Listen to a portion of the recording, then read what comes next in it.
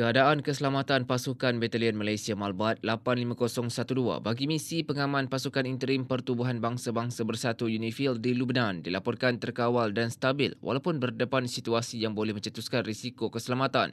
Panglima Tentera Darat PTD Tan Sri Muhammad Hafizuddin Jantan berkata, langkah kontingensi seperti penyediaan bangker dilaksanakan supaya anggota sentiasa berwaspada dan tidak leka. Beliau berkata demikian selepas Majlis Ramah Mesra PTD dan Pengerusi Jemaah Bakat Darat bersama keluarga Malbat 85012 di Dewan Serigala Batalion ke-6 Regimen Ranger Diraja, Kem Ulu Tiram di Johor Bahru pada Isnin. Turut hadir Pengerusi Jemaah Badan Kebajikan Keluarga Angkatan Tentera Bakat Darat, Puan Sri Hartia Hamzah. Pada majlis itu, keluarga anggota Malbat 85012 termasuk isteri dan anak mereka disantuni termasuk memberi peluang membuat panggilan video secara langsung dengan anggota di Lubnan.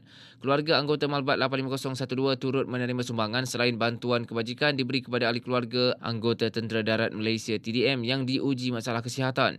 Muhammad Hafizuddin berkata pasukan Malbat 85012 yang berangkat ke Lubnan pada November tahun lalu akan pulang secara beransur-ansur menjelang November depan dan akan digantikan dengan pasukan Malbat 85013.